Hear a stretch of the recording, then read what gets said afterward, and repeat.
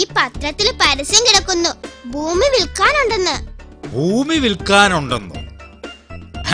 ചിലപ്പം ദൈവത്തിന്റെ പരസ്യമായിരിക്കും. പക്ഷെ ആര് വാങ്ങും? ചെകുത്താൻ കൊടി കുത്തിയിരിക്കുവല്ലേ. ഭൂമി ദൈവം പണയം വെച്ചിരിക്കുക.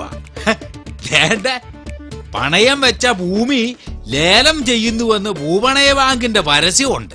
ചേട്ടാ, ഭൂമി എന്ന് പറഞ്ഞാ ഈ മണ്ണെണ്ണ, അത് ആൾക്കാര് പണയം വെക്കും. ഭൂപണയ ബാങ്കിൽ പണയം വെച്ചാ കാശ് കിട്ടാൻ എളുപ്പമാന്നാ പറയുന്നേ. നമുക്കല്പം മണ്ണുള്ളത് പണയം വെച്ചാൽ എന്നാ?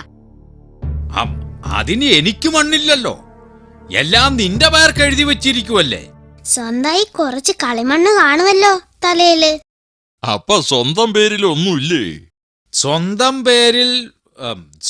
പേരിൽ 4 അക്ഷരമുണ്ട്. അതും ഭാര്യ അവരുടെ പേരിൽ കൂട്ടിച്ചേർത്തു.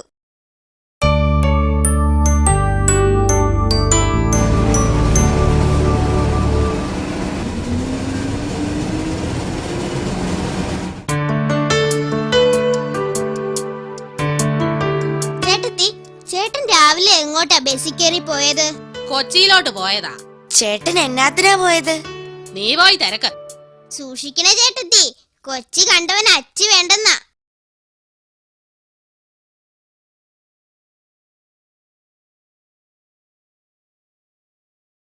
ഇരിക്കൂ, എന്താ വേണ്ടത്?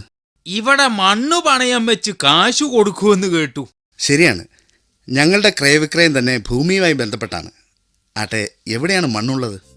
എറണാകുളത്ത് MG റോഡിലെ മണ്ണിനിപ്പോ എന്തു വില മതിക്കും? MG റോഡിലെ മണ്ണോ? അവിടെ ഒരടി മണ്ണിന് സർക്കാർ തിട്ടപ്പെടുത്തിയ വില 1 ലക്ഷമാണ്. എന്നാ പിന്നെ ഇതങ്ങോട്ട് വെച്ചിട്ട് കാശിങ് തന്നാട്ടെ. ഒരു 2 ലക്ഷം തന്നാ മതി.